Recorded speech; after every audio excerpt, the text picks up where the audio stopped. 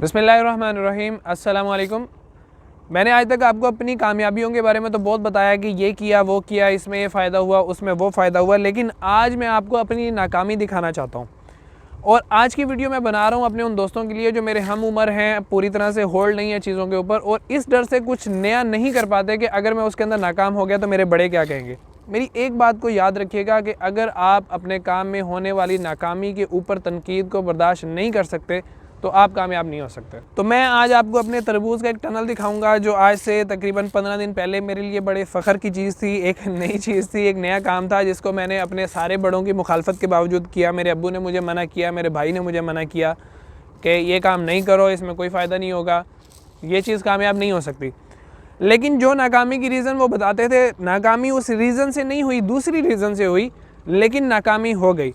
तो आइए मैं दिखाता हूँ कि ये जो मेरा तरबूज का टनल था बहुत ही बेहतरीन था कुछ दिन पहले तक, लेकिन इस वक्त इसकी ये हालत है कि शायद ही इसके अंदर 2 या 3 पौधे ऐसे हैं जो सेहतमंद है, बाकी सारे के सारे जितने भी पौधे थे मेरे वो ख़राब हो चुके हैं। मैंने एक वॉकिंग टनल बनाया था, ये सीड था, ये मेरे पास तोहफ़ा आया अफ्रीका से। बहुत अच्छा तरबूज था, सर्दियों के अंदर अच्छा सर्वाइव करने की सलाहियत थी इसके अंदर, लेकिन कुदरत के आगे आप कुछ भी नहीं कर सकते। मेरी ये फसल बहुत बेहतरीन जा रही थी, बड़ी बड़ी बेलें हो चुकी थी। मेरा प्लान ये था कि मैंने ये जो तारें ऊपर से गुजारी हुई हैं, इन तारों के साथ इन सारी बेलों को चढ़ाना था।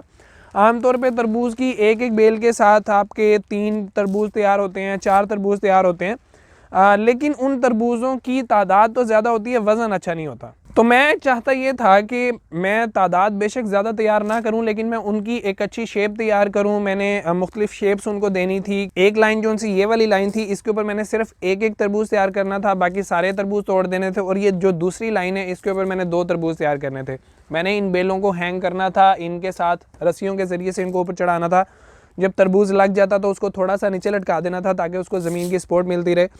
और मैंने साइज़ तैयार करना था और फिर मुख्तलिफ शेप्स इनकी तैयार करनी थी। आपने कभी देखा होगा कि जापान के अंदर चौकोर शेप के अंदर उनको तैयार किया जाता है, छोटे होते उनको सांचे के अंदर रख दिया जाता है। किसी को गोल तैयार करना था, किसी को कुछ तैयार करना, मतलब बड़े बड़े ख्वाब थे, तो वो नाकाम हो गए। हुआ ये कि आपने भी देखा होगा कि तकरीबन 12-13 दिन तक सूरज ने अपनी शक्ल ही नहीं दिखाई। ऐसे में टनल के अंदर ह्यूमिडिटी बेतहाशा बढ़ गई और टेम्परेचर बहुत ज़्यादा डाउन हो गया, जिसकी वजह से इनकी रूट्स के ऊपर अटैक हुआ और सारे के सारे जो से हैं वो मर गए।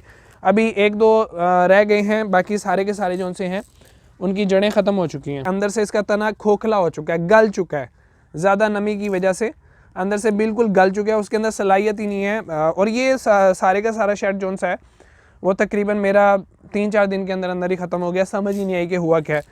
तो टॉपिक ये नहीं है कि आपका ये तरबूज ख़त्म क्यों हुआ, टॉपिक ये है कि अगर ख़त्म हो चुका। अब जब ये तरबूज का पूरा टनल बर्बाद हुआ तो उस वक़्त अब्बू ने मुझे ये कहा कि तुझे कहा था कि नहीं चलेगा और तूने किसी की बात नहीं मानी, नुकसान हो गया। मतलब उनको नुकसान का नहीं था, उनको ये था कि यार एक चीज़ हो नहीं सकती, उसमें पंगा लेने की क्या ज़रूरत। लेकिन अगर आप इन बातों की वजह से अपने अंदर का साइंटिस्ट मार देंगे ना तो आप नाकाम हो जाएंगे।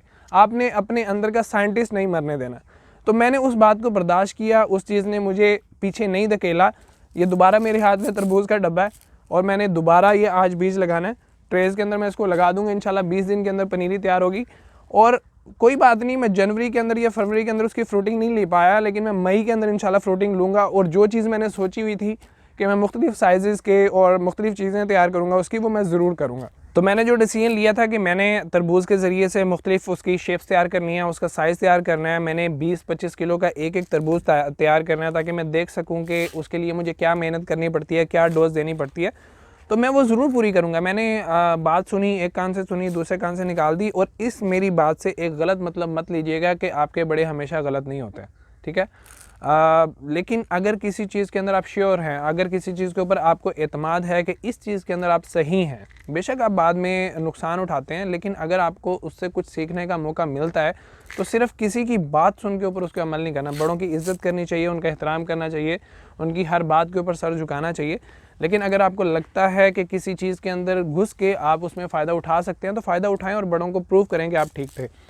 तो बेशक इसमें मैं गलत प्रूफ हुआ हूँ, लेकिन गलत प्रूफ होने की वजह कुछ और थी, ये वो वजह नहीं थी जिससे वो मुझे रोक रहे थे। तो अब इस वक्त ये पूरा टनल बर्बाद हो चुका है, खाली हो चुका है, थोड़ी बहुत स्ट्रॉबेरीज़ के अंदर रह गई है। लेकिन कोई बात नहीं, शॉपर इस्तेमाल करेंगे इंशाल्लाह। चलते हैं, एक नई ट्रे लगाते हैं, एक नए हौसले के साथ लगाते हैं कि इंशाल्लाह जो मैंने सोचा है मैं उसको पूरा कर सकूँगा।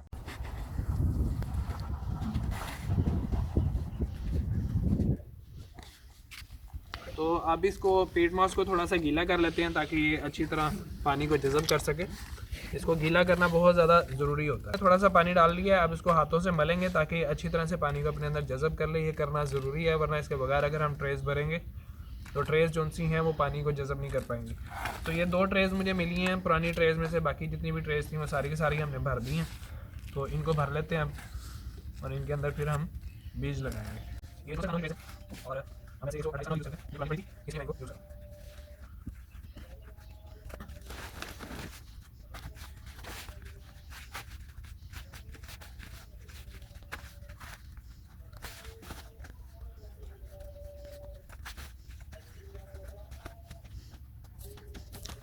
अब इसके अंदर बीज लगा लेते हैं।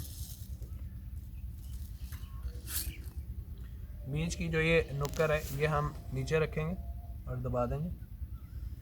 बीज जो है इसको आपकी ट्रे के सेंटर के अंदर होना चाहिए तकरीबन। ट्रेज लग के तैयार हो चुकी हैं। अब इनके ऊपर दोबारा मिट्टी डाल के इनका जो सुराख था वो बंद कर देते हैं।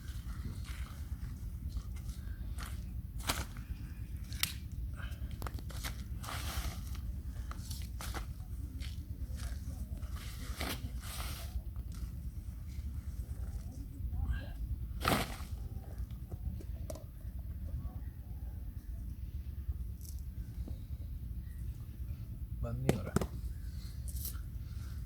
तो ट्रेस भर चुकी हैं। अब ये टनल है जिसके अंदर हमने करेले की पनीरी लगाई हुई है। तो देखते हैं अगर इसके अंदर गुंजाइश है तो इसके अंदर रखते हैं।